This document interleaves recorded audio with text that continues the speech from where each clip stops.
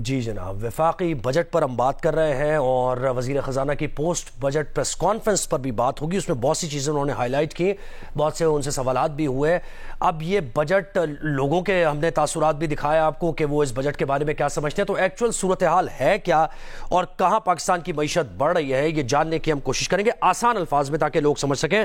Doctor Khaqan نجیب صاحب سابق مشیر وزارت خزانہ ہمارے ساتھ ہیں. اشفاق طولہ صاحب ماہر ٹیکس امور ہمیں جوائن کریں گے کچھ ہی لمحوں میں. اور توقیر الحق صاحب سابق چیئرمین پی پی ایم اے ہمارے ساتھ ہیں. اسی اسنا میں اشفاق طولہ صاحب نے بھی جوائن کر لیا ہمیں. اشفاق صاحب، سب سے پہلے آپ ہی کی جانب بڑھیں گے. وفاقی وزیر خزانہ نے جب پریس کانفرنس کی ہے تو انہوں نے ابتدا ٹیکس سے ہی کی ہے، اور آج بھی انہوں نے ٹیکس کے معاملات پر ٹیکس کلیکشن، ٹیکس نیٹ میں اضافہ، ٹیکس سسٹم کی بہتری، اینڈ ٹو اینڈ انہوں نے کہا کہ سسٹم کو ڈیجیٹائز کریں گے، ہم ٹیمز بنائیں گے. آلریڈی لوگ کہہ رہے ہیں کہ بہت زیادہ ٹیکس ہو گیا ہے، جی ایس ٹی بھی بڑھ گیا ہے. کس طرف جا رہی ہے معیشت، آپ کیا دیکھ رہے ہیں؟ بسم اللہ الرحمن الرحیم. زہیب، سب سے پہلے تو میں یہ بات ایکسیپٹ کروں گا کہ کل کا جو بجٹ تھا وہ بڑا ایک حساب سے دیکھیں، جہاں تک جی ایس ٹی جو لگائے انہوں نے اس کو اب میں ہٹا دوں تو بہت ہی اچھا بجٹ انہوں نے ٹیکس کے اینگل سے تو کیا ہوا ہے. میں اس سے اتفاق کروں یا نہ کروں کہ آئی ایم ایف کے ڈکٹیشن میں آیا ہے یا نہیں آیا، وہ بہت سیکنڈری بات ہو گئی. بس جن ذرائعوں پہ انہوں نے ٹیکس لگایا ہے، جیسے کہ تاجروں پہ انہوں نے لگایا ہے، جو 236 سیکشن 236 جی اور ایچ میں جو انہوں نے کہا کہ ایک نامنل پرسنٹیج دے دیں اور آپ نیٹ میں آ جائے، تو اس سے 40 لاکھ تاجر میرے حساب سے نئے ٹیکس نیٹ میں آ جائیں گے. اور یہ روز کا جو رونا ہوتا تھا ہمارا کہ جی تاجر ٹیکس نہیں دے رہے، وہ بالکل ٹھیک ہو جائے گا. اب سب سے پہلی بات. دوسرا، انہوں نے جس طریقے سے گاڑیوں کی ویلیو پہ لگایا ہے وہ بھی میرا خیال ہے بہت ہی اچھا کیا انہوں نے. تیسرا، ایکسپورٹرز پہ انہوں نے جو منیمم ٹیکس کیا ہے. دیکھیں، یہ لوگ میرا خیال ہے سمجھ نہیں پا رہے جب لوگ یہ کہہ رہے ہیں کہ جی 29% ٹیکس لگ گیا. نہیں، 29% ان کے پروفٹ پہ ٹیکس ہوتا ہے. اور انہوں نے جو ٹیکس پہلے جو یہ دیتے تھے 1% دیتے تھے اپنی ایکسپورٹ کی ویلیو کا، تو 29% پروفٹ میں اور 1% ٹوٹل ٹرن اوور پہ ہوتا تھا. تو میں نہیں سمجھتا ہوں کہ کوئی ایسی چیز ہے اس میں 22-22.5% تو وہ پہلے ہی دے رہے تھے. ہاں، اب ان کو پورا ریکارڈ دینا پڑ جائے گا جو ڈاکومنٹیشن آف اکانومی کی طرف جو جانے کی کوشش کر رہے ہیں. میرا خیال ہے اس کا یہ فرق پڑے گا. چوتھا، جو ان آرگنائز سیکٹر تھا، جو ایسوسیشن آف پرسن تھے یا بزنس جو انڈیویجول انکلوڈنگ میں اپنے اوپر بھی میں لے لیتا ہوں، تو ہمارے جو ریٹ تھے اس کو انہوں نے ڈراسٹکلی انکریز کیا. یہ چاروں تجاویز جو تھیں زہیب، یہ ہماری reform and resource mobilization commission کی رپورٹ میں موجود تھی. اور ان کا کل حجم اگر یہ صحیح معنوں میں اس کو انفورس کر دیں تو 1 سے 1.25 خرب روپے 12 خرب یعنی 1.2 ٹریلین کا ان کو مل سکتا ہے. ابھی بھی وقت نہیں گیا، ابھی بھی ان کے پاس فائنانس ایکٹ کے لیے گنجائش ہے. 2 یا 3 میں اور ان کو میں کہتا ہوں جو اسی رپورٹ میں میرا خیال ہے دی ہوئی ہے. ایک، جو کمپنیاں ڈیویڈنڈ نہیں دیتی ہیں، جو کمپنیاں 3 سال سے ڈیویڈنڈ نہیں دے رہی ہیں، ان کے پاس بہت زیادہ ریزروز بلٹ اپ ہوئے ہوئے ہیں اور وہ گورنمنٹ کا پیسہ رکھ کے بیٹھی ہوئی ہے. گورنمنٹ 20-22% پہ بوروئنگ کرے اور وہ ان کے پیسوں پہ بیٹھے رہے. ان سے ہم نے کہا تھا ایڈوانس ٹیکس آپ لے لیں. دوسرا، ہم نے ان کو کہا تھا کہ جو زراعت کے شعبے میں لوگ ٹیکس نہیں دے رہے، منیمم ایسٹ ٹیکس آپ ان سے بھی لیں، تاکہ یہ نہ ہو کہ جو تنخواہ دار طبقہ یا جو دوسرے لوگ اس بوجھ پہ تلے ہیں. بالکل. اور یہ آپ نے ایک ابھی آپ سے مزید بھی بات ہوگی، اطمینان بخش بات بتائی کہ یہ جو ساری اصلاحات یا پھر جو نافذ کیا جا رہا ہے تو آپ آلریڈی آپ اس پہ تیار ہیں، کیونکہ ہوتا یہ پرابلم ہکپ یہ آتا ہے کہ جب آپ کوئی چیز نافذ کرتے ہیں تو وہ جس سیکٹر پر کر رہے ہوتے ہیں وہاں سے ریزسٹنس آتی ہے. تو یہ ایک اطمینان بخش بات آپ نے بتائی. خاقان نجیب صاحب، آپ یہ کہیے گا، ایک بڑا اہم سوال یہ بھی ہے کہ 13,000 ارب یعنی آپ نے ٹیکس وصول کرنا ہے اور آپ نے اپنی گروتھ کو بھی دیکھنا ہے. 2% گروتھ ہے، اس سے ذرا سی اوپر ہوگی تو لوگوں کے پاس جب پیسے ہی نہیں ہوں گے، اور خاص طور پر جو سیلری طبقہ ہے وہ آلریڈی بہت زیادہ پسا ہوا ہے، پھر مزدور طبقہ ہے، تو ٹیکس کلیکشن کہاں سے ہوگی؟ چاہے آپ سسٹم جتنا بھی ٹرانسپیرنٹ کر لیں، آٹومیشن لے آئیں، پیسہ ہوگا لوگوں کے پاس تو ٹیکس دیں گے. So let's try and understand کہ ہو کیا رہا ہے. ایک تو دیکھیں، میں just going to 1 سیکنڈ میں ڈائیورٹ کروں گا. جو پہلا part of the budget document ہے وہ بہت اچھا ہے اس طرح سے کہ وہ کہتے ہیں جی پینشنز کو ریفارم کرنا ہے، ٹارگیٹڈ سبسڈیز کو لانا ہے، پرائیویٹائزیشن کرنی ہے، ایس او ایز کو ٹھیک کرنا ہے، مارکیٹ بیسڈ پاور سٹرکچر پہ جانا ہے، جو پاور سیکٹر ہے ریڈیوس کرنے ایکسپینڈیچر، گورنمنٹ کے فٹ پرنٹ کو توڑنا ہے، اور پاکستان کے tax to G D P کو بڑا کرنا ہے. آپ کو بجٹ کو جو اہداف دیکھنے ہیں وہ اس تنازل میں دیکھنے ہیں. Let's not only try and see taxation. So میں آخر والے سے پہلے شروع کرتا ہوں کہ tax to G D P. بالکل ہاں یہ امپورٹنٹ ہے. بالکل بالکل بات کیجئے. تو دیکھیے آپ جب یہ سال ختم کریں گے پہلے اس کو سمجھتے ہیں 9,200 ارب کے قریب آپ ٹیکس کلیکٹ کریں گے. اس کا مطلب یوں ہے کہ اس کو ڈیوائیڈ کیجئے جو جی ڈی پی پورا اس سال کا ہے تو آپ 8.8% پہ یہ سال ختم کر دیں گے.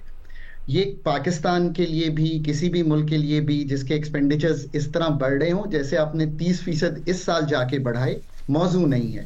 ہم پچھلے 10 سال سے کئی اٹیمپٹس کر چکے ہیں. ٹار پایا باہر کے پروگرامز کیے ہم نے آئی ایم ایف کے ساتھ رہے پر 9% آف جی ڈی پی کو اراؤنڈ کھیل رہے ہیں. اب آپ کیا کر رہے ہیں آپ کہتے ہیں 12,970 ارب ایف پی آر کلیکٹ کرے گا. نیکسٹ ایئر کے جی ڈی پی پہ you are going to collect 10.4% of G D P. اس کا مطلب ہے 3800 ارب ایکسٹرا کلیکٹ ہونا ہے next year.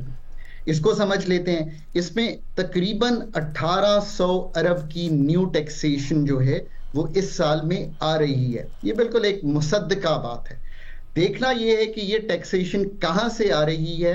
That is what matters the most. جو باقی 2000 کی ہے آپ اس کو آسان سمجھ لیں. 1500 کی اٹونومس آ جاتی ہے. انفلیشن ہوئی تھوڑی گروتھ ہوئی تو یہ سسٹم سے نکل آتی ہے. یہ ہم اسی طرح کیلکولیٹ کرتے ہیں. 300 اس دفعہ ایک اسپیسیفک بات ہے یعنی انڈائریکٹ ٹیکسیشن سے آ جاتی ہے. آپ یہ کہہ رہے ہیں کوئی آسان الفاظ میں جو ٹیکسیشن لاگو ہے اسی میں اگر آپ 100 روپے کی چیز تھی وہ 115 روپے کی ہو گئی تو آپ خود ہی سمجھ لیجئے جو اس پہ اگر 17% یا 18% ٹیکس تھا تو وہ زیادہ آ جائے گا. سو یہ اٹونومس گروتھ ہوتی ہے.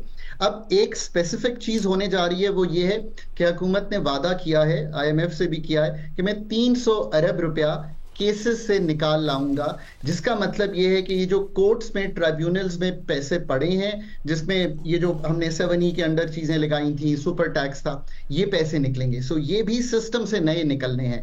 سو اب 300 ارب یہ سسٹم سے نئے نکلنے ہیں. 1761 ارب کی نئی ٹیکسیشن جو ہے وہ ہونے جا رہی ہے. اشفاق بھائی نے بہت سی چیزیں ایکسپلین کر دی ہیں وہ کہاں سے آ رہی ہیں. اس کی تھوڑی سی اور ڈیٹیل جس سے میں ایگری نہیں کرتا میں وہ سامنے رکھ دیتا ہوں. میں ایکسپورٹرز پہ ٹیکس سے ایگری کرتا ہوں اس لیے کہ ان کو رجیم میں لانا ضروری ہے. میں ریٹیلر پہ جو ٹیکس لگا ہے اس سے آگے بڑھ کے فکس ٹیکس لگا دینا چاہیے تھا. میں یہاں تک جانے کو تیار ہوں. I support the government. اگر وہ سمجھتے ہیں کہ 2.5% سپلائی چین میں لگا کر سکتے ہیں record I go with Ashfaq صاحب and the government کہ وہ اس طرح کر لیں اس کو. ایگریکلچر انکم ٹیکس کو نہیں چھیڑنا چاہیے تھا. بالکل چھیڑنا چاہیے. پاکستان 2.5 سے 4 ارب روپیہ ایگریکلچر انکم ٹیکس میں کلیکٹ کرے اور یہ کہے کہ یہ صوبوں کے پاس ہے. ایف بی آر کو امپاور کریں. اسی بجٹ میں کرنا چاہیے تھا.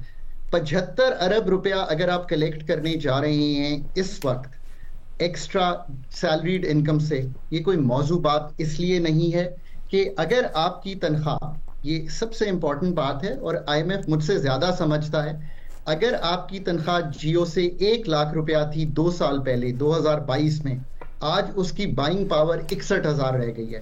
6 لاکھ کی سلیب کو کم از کم 9 لاکھ پہ لے جانا چاہیے. اب بھی موقع ہے لے جائیں. The whole of the nation will be happy with this. اس سے بہت کمفرٹ آ جائے گا. This is my clear suggestion. جو سب سے اونچی تنخواہ لینے والے ہیں مطلب میرے دوست جو بہت بڑے بڑے اینکر ہیں ان پہ 2,70,000 کی ٹیکسیشن ایئرلی کی بیسس پہ ایکسٹرا آ گئی ہے. That's okay, but at least سلیب کو بڑھا دیں. چلیں تبدیلی کو مان لیں گے. اب جو چیز I'm uncomfortable with میں اس کا ذکر کروں گا.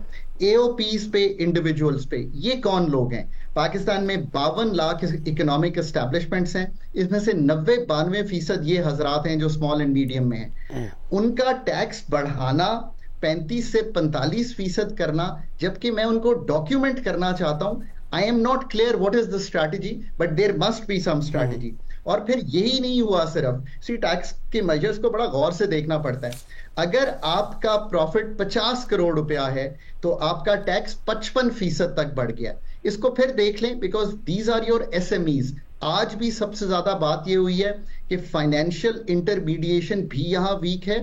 क्योंकि बैंक्स पहुंच नहीं पाते, बैंक्स को भी गियर करना है, तो एओपीज पे और डॉक्टर्स पे जिनको मैं वापस लाना चाहता हूं या नया लाना चाहता हूं, या लॉयर्स पे या कंसल्टेंट्स पे या इंडिविजुअल बिजनेसेस पे, सो may be there is a design issue, I think there is a design issue, so may be इसको देख लें। दूसरा, अच्छी बात है कि प्राइवेटाइजेशन को बढ़ना चाहते हैं, मुझे थोड़ा सा जेनेरिक मौका दे दें बिकॉज बहुत बात हुई है, पर सिर्फ 30 अरब रुपया रखा गया है, so think about it.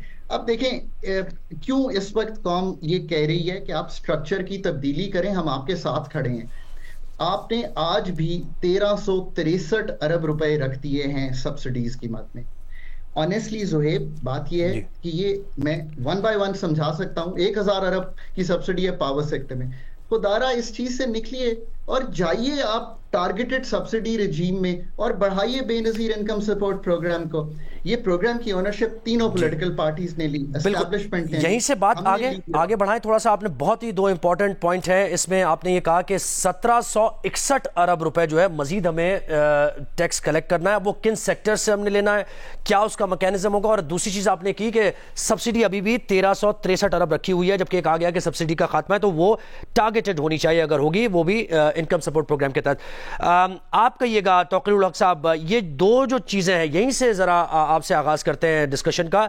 1761 Arab agriculture पर हमने उस तरीके से अभी तक टैक्स नहीं लगाया, टैक्स नेट को वसी नहीं किया गया, अभी तक हमें नजर नहीं आया है। रियल एस्टेट सेक्टर की अगर बात की जाए तो वहां भी कोई इस्लाहात बुनियादी नहीं की गई हैं। तो इसको जरा ब्रॉडन करें डिबेट को।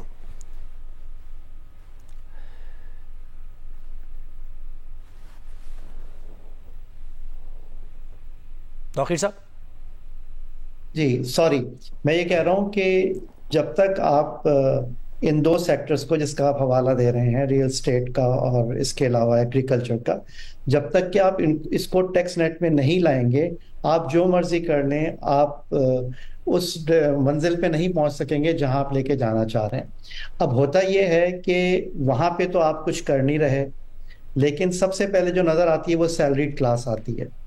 अब सबसे बड़ा इशू ये है कि जिस तरीके से अनप्रेसिडेंटेड इन्फ्लेशन हुई है, 25-30% से ऊपर हुई है, तो जो प्राइवेट सेक्टर में जो लोग तनख्वाहदार हैं उनकी सैलरी जो है वो अगर 10-12% भी बढ़ती है, लेकिन अब ये जो आपने रिवीजन किया है जिससे उनको टैक्स ज़्यादा देना पड़ जाएगा, फॉर एग्जांपल जो 6 लाख से ऊपर है वो 2.5% से 5% टैक्स कर दिया, और इसी तरह मुख्तलिफ स्लैब में, तो इनकी बाइंग पावर और नीचे चली जाएगी। और दूसरी तरफ आप देखें हर चीज़ महंगाई किस तरीके से बढ़ती चली जा रही है। तो सबसे पहले ये कि छुरी सबसे ज़्यादा जो पड़ती है वो सैलरीड क्लास पे, क्योंकि वो बेचारे आपके रिजीम में हैं, आपके टैक्स नेट में, तो आप वहाँ पर तो आप वो कर देते हैं। अच्छा, अब फार्मास्यूटिकल की सेक्टर के पॉइंट ऑफ व्यू से मैं 2-3 चीज़ें करूँगा। देखें, health sector is very important for any country, और ये एक हेल्थ क्राइसिस की तरफ चला जाता है अगर हेल्थ सेक्टर को पे तवज्जो ना दी जाए। इस वक्त लास्ट ईयर भी जो प्राइम मिनिस्टर के साथ हमने एक एक्सपोर्ट सेमिनार किया था, need of the our is that not only the pharmaceutical sector, but every institution should, every business sector should try to expand export. और फार्मास्यूटिकल सेक्टर में हम पिछले कई सालों से ये कह रहे हैं कि हमें कोई इंसेंटिवाइज पॉलिसी नहीं दी गई, और इस सेक्टर को वैसे ही जो है बैक बर्नर पे पड़ा हुआ है। और इतना पोटेंशियल है, इंडिया 28 बिलियन यूएस डॉलर की एक्सपोर्ट करता है और हमारी एक्सपोर्ट जो है वो 300 बिलियन यूएस डॉलर से ऊपर नहीं है।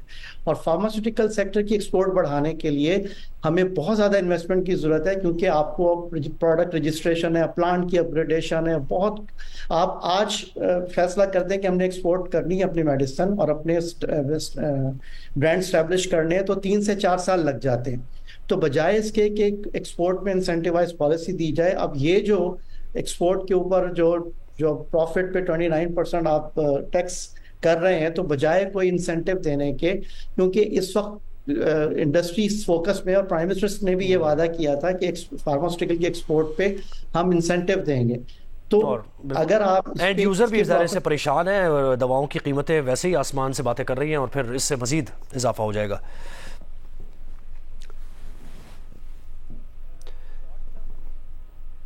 जी, अगले 2 to 3 years down the road आपको एक्सपोर्ट अगर बढ़ानी है और ये जो डिसबैलेंस है बिटवीन इंपोर्ट एंड एक्सपोर्ट, तो आपको सिर्फ ये नहीं देखना, आपने शॉर्ट टर्म में आप दूसरे सेक्टर्स को टैक्स रेट पे लाएं या अपने अखराजात को कम करें। शॉर्ट टर्म अप्रोच ये होनी चाहिए, लेकिन लॉन्ग टर्म कोई ऐसा डिसीजन जिससे आपकी एक्सपोर्ट हर्ट हो जाए, this will not be advisable not only for pharmaceutical, बल्कि इस वक्त तो सारी तवज्जो एक्सपोर्ट पे देनी चाहिए। और जहां तक ये है कि मिनिमम आप देखें वेजेस जो है वो 32 से 37,000 कर दी है। अब फार्मास्यूटिकल सेक्टर में भी और बाकी इदारों में भी जो कॉस्ट ऑफ डूइंग बिजनेस बढ़ेगी, तो फिर आप ये भी तो देखें ना कि जो गवर्नमेंट के एम्प्लॉयज हैं उनको तो आपने 25% प्राइस इंक्रीज दे दिया, लेकिन जो प्राइवेट सेक्टर में लोग बैठे हैं उनके लिए आपने इनकम टैक्स बढ़ा के बहुत मुश्किल कर दी है। तो आपको सिर्फ ये नहीं देखना है कि आपने टैक्सेस बढ़ा के किस तरीके से जनरेट करना है, ये भी देखें कि अगर बिल्कुल ही सफोकेशन हो जाएगी तो लोग बिजनेस एक्सपेंड कैसे करेंगे, इन्वेस्टमेंट कैसे स्टॉल रखा जाए। बिल्कुल, लोग अर्न करेंगे तो फिर आपको टैक्स भी मिलेगा। इस पर मजीद बहुत बात हो सकती है, लेकिन वक्त की किल्लत है, इसलिए आपसे इजाज़त लेंगे। डॉक्टर खाकान नजीब साहब हमारे साथ है, बहुत शुक्रिया आपने वक्त दिया। अशफाक तौला साहब हमारे साथ थे और तौकीर उल हक साहब ने वक्त दिया, बहुत शुक्रिया आपसे।